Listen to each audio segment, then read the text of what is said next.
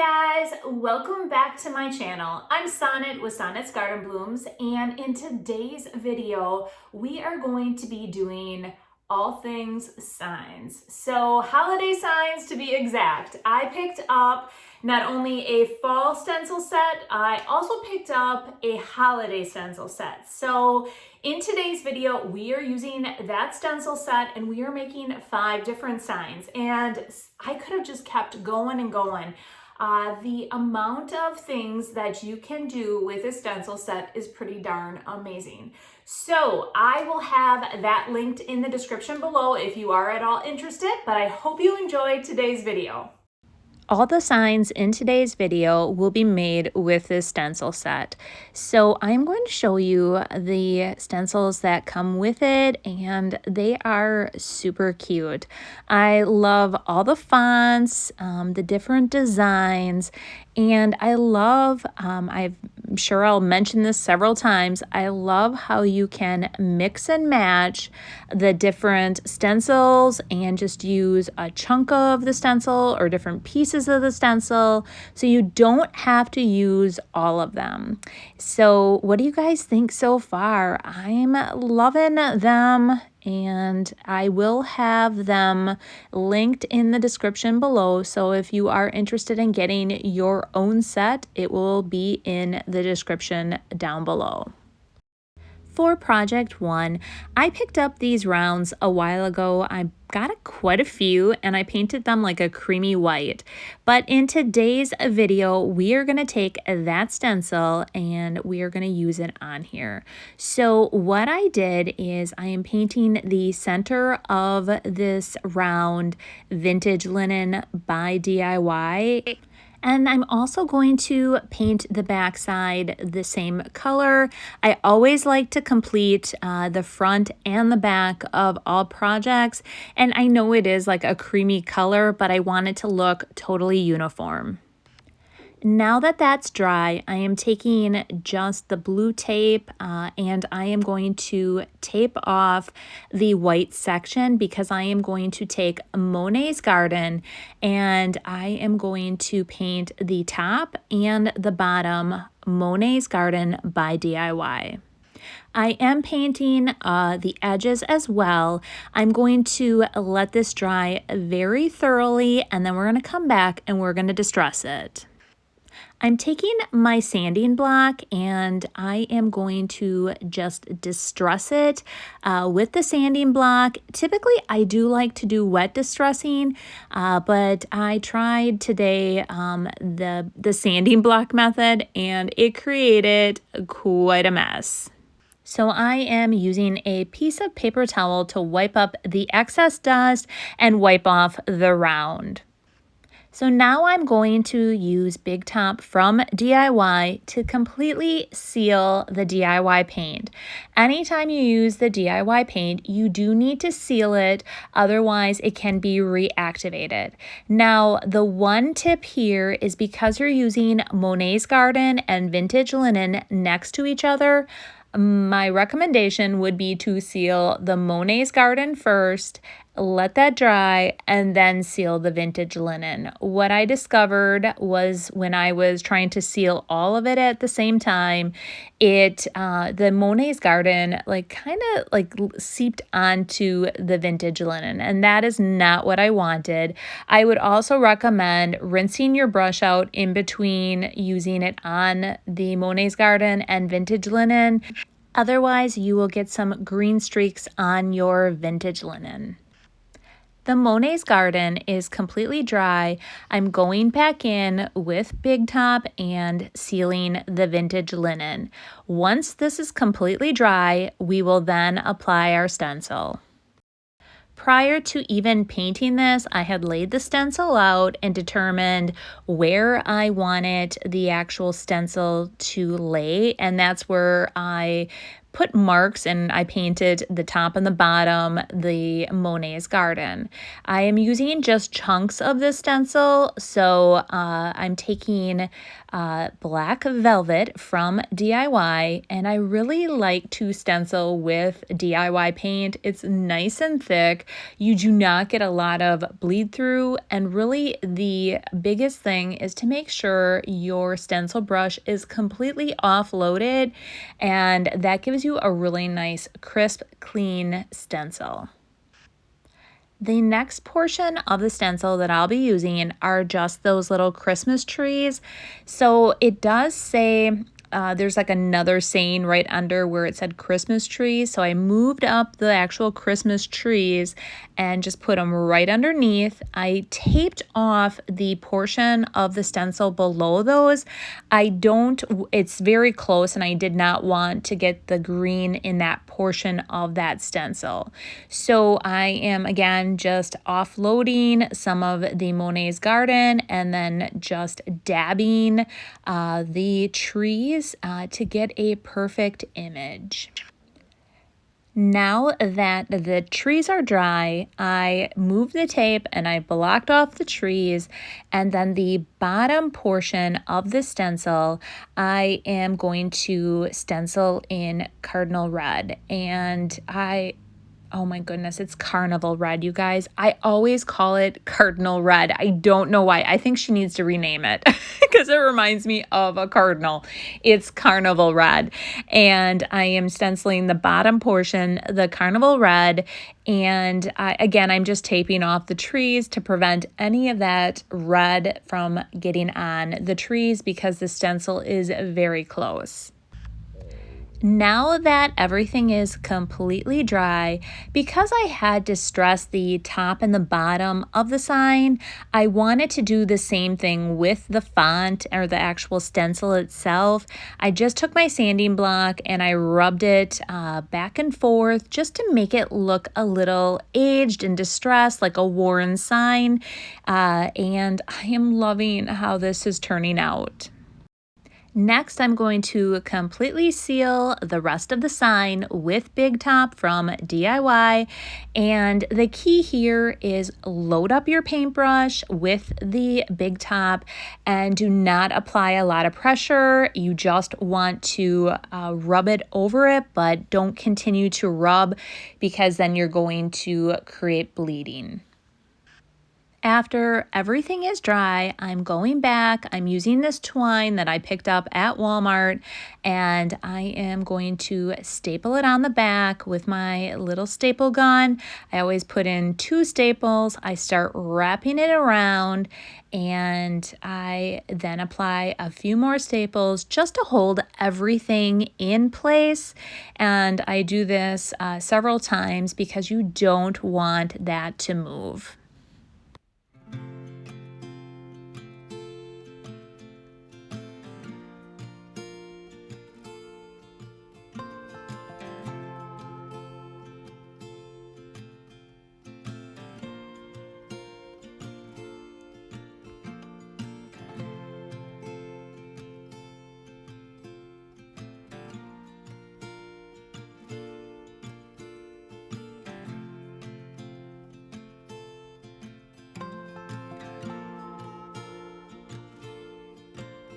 For project 2, I had this little piece of scrap wood lying around, and I knew right away I wanted to make a little sign, just a shelf sitter. So again, I broke out my vintage linen, applied 1 coat to both the front and the back, and let it dry very thoroughly. I am using a portion of this stencil. So my vision here is I am going to use the carnival red on the candy cane, and then I'm going to let that dry, and then I'm going to use a portion of the writing below and stencil that over the candy canes, and then I'm going to seal it. Now that it's completely dry, I am laying the wording and just eyeing it up to make sure it's completely centerized. And then I'm taking black velvet from DIY and I am going to use that to stencil the wording on over the actual candy canes. Now that it's dry, I'm taking a real fine tip paintbrush and just filling in where it looks like I used a stencil. And this is a real quick and easy way to make your sign look like you didn't use a stencil. I love doing this, and really, if you have the right paintbrush, it's very easy to do. Now we're going to seal the entire sign with Big Top from DIY, and once it's dry, then to finish this sign off, I am going to add a wood border to it, and I'm painting that black. I had all the scrap lumber left from a bunch of signs that I made for Cranberry Fest, so I thought, what the heck, might as well use them up. So I'm painting the border black velvet by DIY. I'm going to let it dry and then seal it with Big Top, and then we're going to add it to the sign, and I think it just really finishes it off. I'm using my brad nailer now to apply the pieces of wood.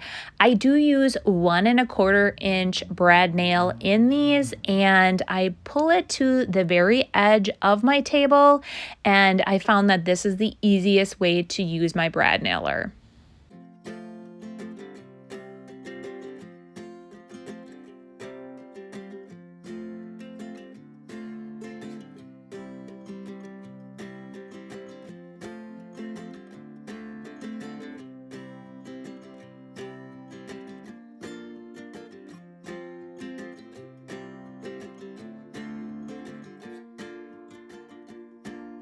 For project 3, I had a couple boards left over from my home signs that I made for Cranberry Fest, and I saw this stencil and I thought this would be perfect. So I am measuring to make sure that that trim runs right to the edge of the board. I was able to get 2 signs out of the one piece, and I am now painting both of the bases vintage linen. After it's completely dry, I'm taking more of the Carnival Red, and I am going to use Carnival Red on the Merry Christmas, and I'm also going to use it on the border. And again, the key here is to offload your stencil brush to make sure that you do not have it overloaded so you get that seepage. It just helps you get a better, like a much more crisp stencil. Now I'm using Monet's Garden and I'm filling in the rest of the stencil. I love how mix and matching colors just really takes your signs to the next level. I'm using that little paintbrush again to fill in to make it look like I didn't use a stencil on this. I'm doing that to both signs, and I'm loving how this is turning out. So now I am going in with DIY's dark wax, and I'm going to completely wax the entire sign. I just want this one to look a little bit more vintage. Prior to doing this, I did take my sanding block and I distressed it. I also sealed it with Big Top, let it completely dry. Using a sealer or a clear wax before you're using the dark wax or the black wax gives you much more control. So I'm applying it, then taking a piece of paper towel and wiping off the excess. Here I'm taking more of that scrap wood that I had laying around from Cranberry Fest and creating a border. I just think that by adding a border to these signs, it really makes them look a lot more high end. And a question for you guys, I thought about initially making the border Monet's Garden. Then I thought, oh, all the other signs I did black. So do you guys think I should have did Monet's Garden, or do you like the black? Let me know in the comments below.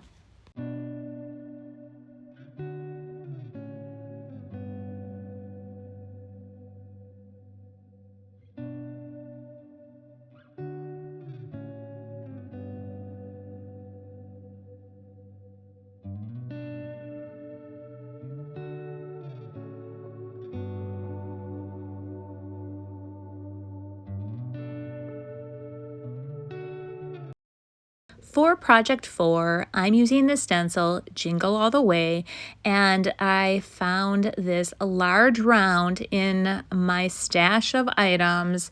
I had all those little rounds, and I had a couple of these big rounds. Now this one I had painted a crisp white.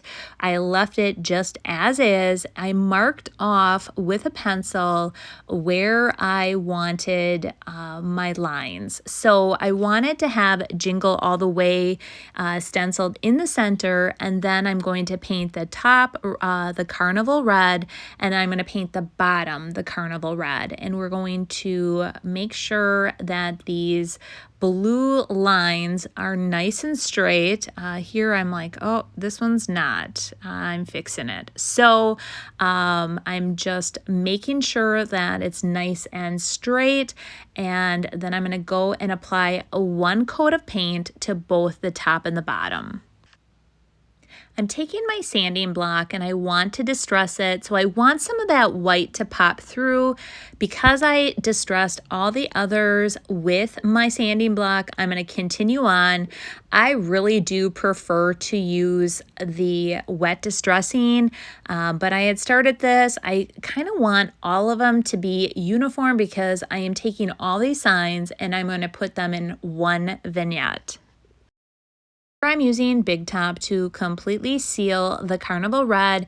Again, just like I did with the Monet's Garden, I am just painting or sealing the carnival red as not to put any of the red onto the white. Now that it's completely dry, I'm going in with the stencil and again offloading, and then I'm going to completely stencil Jingle All the Way. And in the end, I decided to do the little snowflakes. Initially, I did not want to, but one of them I ended up touching a little bit, and I'm like, oh, that looks kind of fun. So then I ended up adding the snowflakes. I am adding to the top of the sign some of these picks that I had found. I had actually picked them up at Walmart. They were pretty inexpensive. I think like 97 cents or 98 cents possibly. I was kind of impressed that they were not super expensive. I'm using one on each side, and then we're going to use some ribbon that I had lying around, the buffalo check. And I think the black and white will be the perfect contrast to all the red of the sign. If you haven't made a bow yet, it is super easy. I start off and I cut my edge. I always do like a kitty corner cut, and then I take a little bit and I make it a tail. I squeeze I squeeze it together, and then I just start by making a loop. I twist it, I then squeeze it, I twist it, I make another loop, and then I just take some floral wire and I hold it all together with the floral wire. This is such an easy way to make a bow, and honestly, if you haven't tried this, I would definitely recommend making your own bows. Now I'm bringing the sign back out. I am going to cross connect these two twigs, and I realized they were a little bit long, so I cut a little bit more off. I'm taking my staple gun and I am just going to staple on both of these to the sign. I'm then going to staple on the bow to the sign, and it's really as simple as that. And I cut off the excess wire and then I staple the bow on. And I think this turned out awesome. I'm absolutely loving this sign too.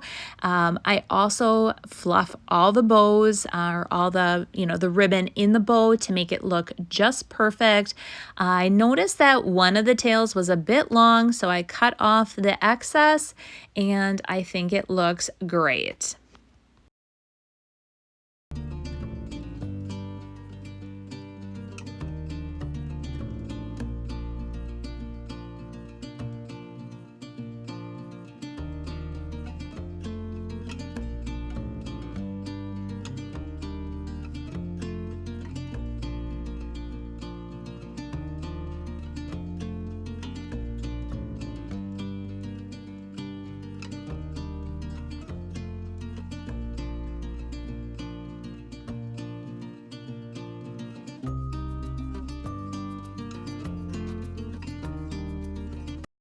For our fifth and final project, another board, folks, that I just had lying around, and it is big enough to make 2 of these signs. So again, I am measuring out those border lines, and I am going to cut this board apart, and we're going to create 2 of these North Pole signs. I've decided I was not going to paint the bases any different. I was going to leave it as is. We are going to stencil North Pole with the black velvet like I did with the other signs. I am also going to stencil the writing on the bottom, that same black velvet color. And then we're going to bring in some of the carnival red, and we're going to stencil that little reindeer. We're going to stencil him weathered wood. I just thought that was a perfect color for a deer. And I'm going to do that for both of the signs. I also forgot that there were little tiny borders in between each of the words, and we used carnival red on those as well. And I think this turned out awesome. And again, I'm just going to do it for the next sign. So you could make sign after sign, make several of them very quick. Going to clear coat it with Big Top to completely seal the DIY paint, and I will do that for both signs, let it dry very thoroughly, and then we're going to go back and add another border. I really think that adding these borders just totally finishes off your signs. So I can't wait to hear what you guys think about these North Pole Grain Company signs.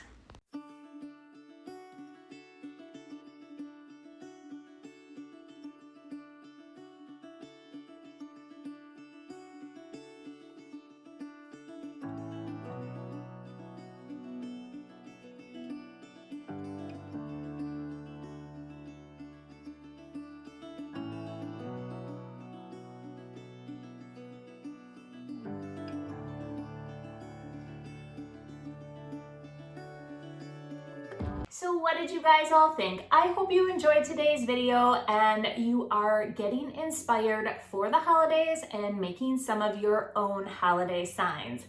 Now, my favorite, I do like to always pick a favorite, was this little guy. I thought he turned out super cute. I'm actually going to be making another, or actually a couple of these. I definitely want to make 3. So 1 for each of my booths, but I think I'm going to keep 1 for myself as well. I thought he turned out super cute. I loved him. I love how you can mix and match those stencils. So you don't have to just set it down and use the entire stencil. You can reposition and create a one-of-a-kind sign. And that's what I loved about them. So I do have that information linked in the description. So if you do want to get that stencil set, I believe I can't even tell you how much it was. I bought it quite a while ago. So I also will link the fall one that I used in one of my fall videos. So both of them will be linked below. And the rest of the week, I am going to just continue on with holiday decor. I know it seems a little soon, but honestly, I am prepping for a big, huge flip at the end of the month. And it only makes sense to show you all my decor, holiday decor items as I'm making them or flipping them. So you're gonna see some thrift flips, some just DIYs in the next couple weeks. At the end of the month, I'm doing 3 full flips where I'll probably take you along, just like I did in my last video. I did see a comment that said something like, it was too cluttered, there was too many smalls in my booth, and the whole point of the last video was I wasn't doing a massive flip. I was not planning on taking anything out of my booth. To be honest, I just wanted to reset what was there, add in some of the barn quilts and some of the other items that I had taken along with me to Cranberry Fest, get that all in the booth and not take anything home. I am going to be doing a huge flip at the end of the month. I sold quite a few large items from all three booths, and that's what actually happens when you sell large items. Your smalls become, it just feels like a lot more smalls. So in the coming weeks, I'm going to be creating a lot of holiday decor. I'm also going to be creating just like some different big pieces to put in there.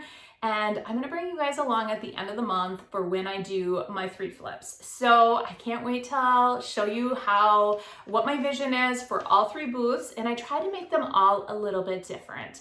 Now this week, I am going live tonight and on Wednesday over on my Facebook channel. And I will be doing that all the way through October.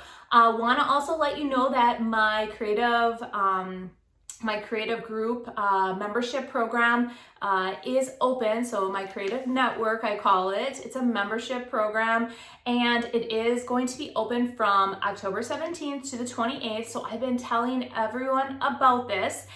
If it is something that you are interested in joining, I do have information in the description below as well. And we'd love to see you join us. It is a closed membership group, so I only open it like every 6 months for a period of time, just so that we don't get continuously getting new people and people are rotating out. The group of ladies that are in there are amazing. We have so much fun, and I hope you guys can join us in November. So with that said, I want you guys to have a wonderful week, and we will see you guys Friday. Bye.